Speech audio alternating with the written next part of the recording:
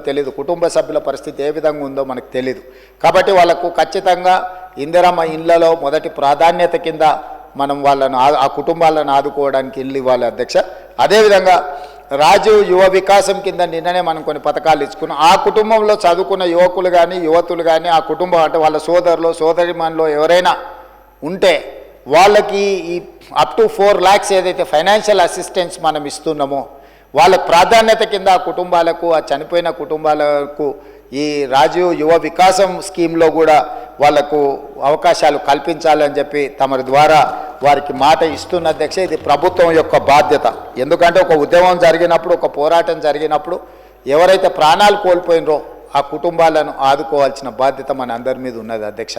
అందుకే అధ్యక్ష ఈరోజు ఏ నిర్ణయం తీసుకున్నా 51% ఆమోదిస్తే సరిపోతుంది ప్రజాస్వామ్యంలో. కానీ ఈ నిర్ణయంలో 100% అందరూ ముందుకొచ్చి నిలబడి ఈ వర్గీకరణకు సంపూర్ణంగా మద్దతు పలికినరు. ఇకనైనా ఈ సమస్యకు శాశ్వతమైన పరిష్కారం దొరుకుతుంది. ఈ చర్చలో పాల్గొన్న వాళ్ళందరూ బీఆర్ఎస్ కావచ్చు, బీజేపీ కావచ్చు, ఎంఐఎం కావచ్చు, సిపిఐ కావచ్చు, బయట ఉన్న చాలా సంఘాలు కూడా ఈరోజు ప్రభుత్వం తీసుకుంటున్న ఈ చర్యల్ని సమర్థిస్తున్నారు. కాబట్టి అదేవిధంగా మా మిత్రులు వివేక్ వెంకటస్వామి గారు రిజర్వేషన్ పర్సంటేజ్ని 15 నుంచి 18% పెంచాలి పాపులేషన్ అని అన్నారు. ఎస్, వాళ్లకు దామాషా ప్రకారము జనాభా ప్రాతిపదికన రిజర్వేషన్లు పెంచాల్సిన బాధ్యత ప్రభుత్వాల మీద ఉన్నది.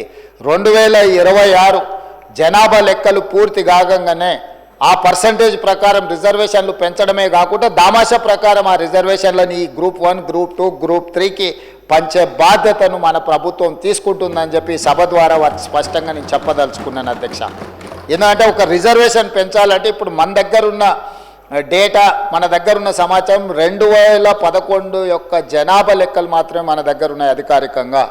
ఆ తర్వాత జనాభా లెక్కలు జరగలేదు. కాబట్టి రిజర్వేషన్లు పెంచడానికి ఒక సహేతుకమైన విధానం ఉండాలి. ఇప్పుడు కేంద్ర ప్రభుత్వం తిరిగి జనాభా లెక్కలు మళ్ళీ మొదలు పెడుతుంది. 2020లో నాకు తెలిసి ఆ జనాభా లెక్కలు మొత్తం తేలుతాయి. ఆ జనాభా లెక్కల ప్రకారము ఎస్సీ రిజర్వేషన్లను కూడా పెంచుతుంది ప్రభుత్వము. ఈ ప్రభుత్వానికి స్పష్టమైన విధానం ఉన్నది. చట్టపరంగా ఎలాంటి చిక్కులు లేకుండా ఎస్సీలకు కానీ ఎస్టీలకు కానీ వాళ్ళకి పెంచాల్సిన రిజర్వేషన్లను ఏ విధంగా పెంచి రిజర్వేషన్లు పెంచడం, సహేతుకబద్ధంగా వాళ్ళకు పంచడం అనేది ఈ ప్రభుత్వం తీసుకుంటుంది. కాబట్టి ఈరోజు నేను ఈ జాతులకు నేను మాట ఇస్తున్నా, ఈ ప్రభుత్వం ఇందిరమ్మ రాజ్యంలో మీకు అన్యాయం జరగదు.